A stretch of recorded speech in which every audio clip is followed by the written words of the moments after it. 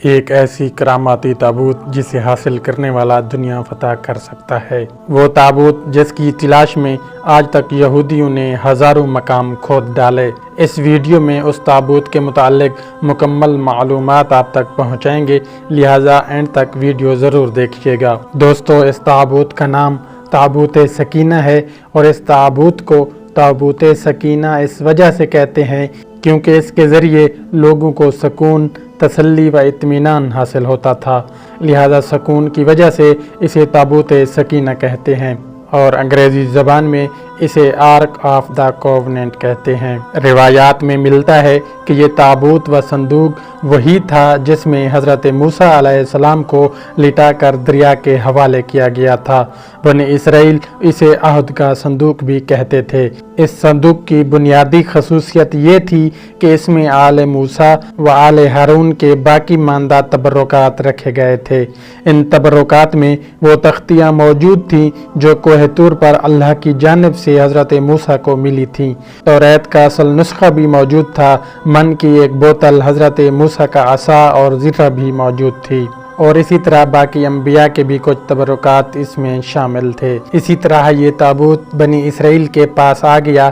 حضرت موسیٰ نے اپنی قوم کے لیے ایک عبادت کا خیمہ بنایا تھا، اور اس خیمہ میں ایک چھوٹی سی جگہ بنائی گئی جہاں تابوت سکینہ کو رکھ دیا گیا تھا۔ بعد میں اسی جگہ حضرت داؤد علیہ السلام اور حضرت سلیمان علیہ السلام نے ایک عظیم الشان عبادت گاہ کی تعمیر کروائی، جہاں تابوت سکینہ رکھنے کے لیے ایک عمارت بنوائی گئی جسے آج بھی ہیکل سلیمانی کے نام سے جانا جاتا ہے۔ یہ عمارت جنات کی مدد سے بنوائی گئی تھی، جس میں قیمتی پتھر، یاقوت، زمرد اور سونے چاندی کی تختیوں کی دیواریں تھیں۔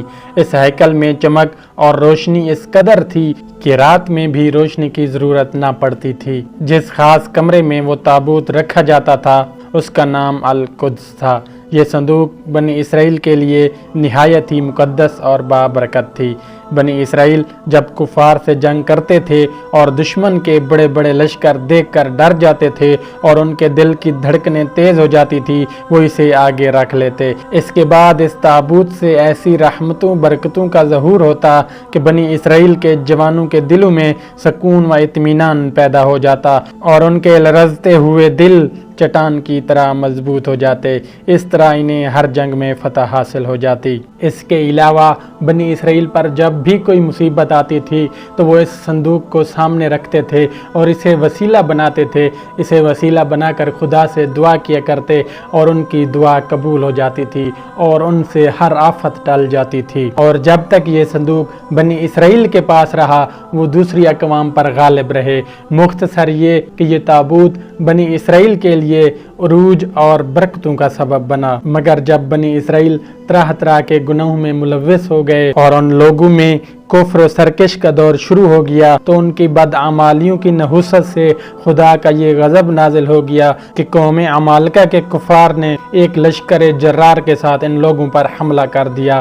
ان کافروں نے بنی اسرائیل کا قتل عام کر کے ان کی بستیوں کو تباہ و برباد کر ڈالا، عمارتوں کو توڑ پھوڑ کر پورے شہر کو تہس نہس کر دیا، اور اس مقدس تابوت کو بھی اٹھا کر لے گئے۔ انہوں نے اس مقدس تابوت کو گندگی والی جگہ پر پھینک دیا، لیکن اس بے ادبی کا قوم عمالقہ پر یہ اثر پڑا کہ وہ لوگ طرح طرح کی بیماریوں میں اور عذاب میں مبتلا کر دیے گئے، یہاں تک کہ قوم عمالقہ کے 5 شہر تباہ و برباد ہو گئے، 5 شہر ویران ہو گئے، اور ان میں طرح طرح کی بیماریاں پھیل گئیں۔ لہٰذا ان کافروں کو یہ اندازہ ہو گیا کہ اس صندوق کی بے ادبی کی وجہ سے ان پر یہ عذاب آیا ہے، تو ان کافروں کی آنکھیں کھل گئیں۔ لہٰذا ان لوگوں نے اس مقدس صندوق کو ایک بیل گاڑی پر لاد کے بیلوں کو بنی اسرائیل کی بستی کی طرف ہانک دیا۔ پھر اللہ تبارک و تعالی نے 4 فرشتوں کو مقرر فرمایا جو اس صندوق کو بنی اسرائیل کے نبی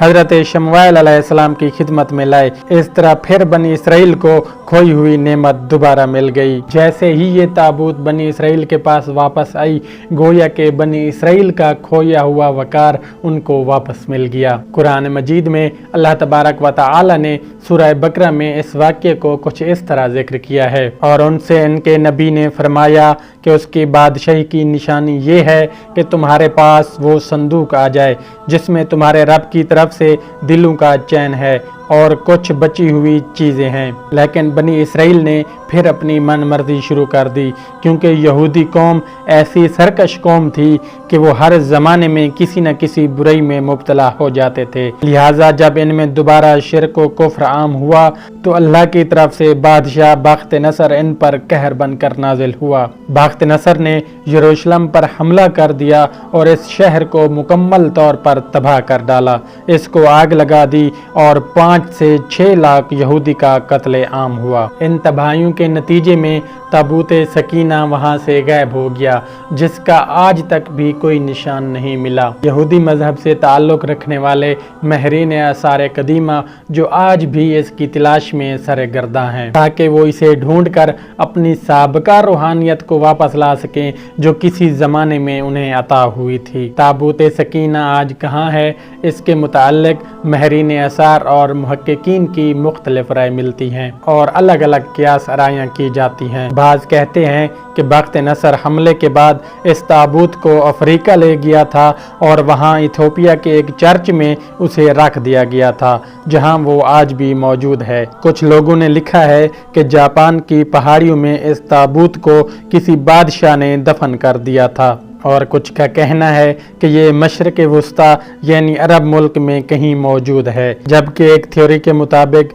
یہ صندوق حضرت سلیمان علیہ السلام کے محل میں کہیں دفن ہے جو فلسطین میں آج بھی پوشیدہ ہے، جس کی تلاش یہودی کافی عرصے سے کر رہے ہیں، جسے ہیکل سلیمانی کہا جاتا ہے۔ دوسری طرف بعض محقق علماء کے بھی اقوال ملتے ہیں کہ بعض کے نزدیک یہ تابوت صوفیوں کے پاس ہے اور بعض کے نزدیک یہ تابوت ائمہ طاہرین علیہ السلام کے پاس رہا، اس کے بعد امام مہدی علیہ السلام کو وراثت میں ملا اور وہ اپنے ظہور کے وقت ہمراہ لائیں گے اور آل یہود پر فتح حاصل کریں گے۔ بہرحال یہ صرف نظریات ہیں، دراصل یہ صندوق کہاں ہے اس کا صحیح علم فقط خدا کے پاس ہے، اور جس دن یہ تابوت ظاہر ہو گیا اس دن قوموں کی تاریخ بدل جائے گی، اور جس قوم کے پاس بھی یہ تابوت ہوگی وہ تمام اقوام پر بھاری ہوگی۔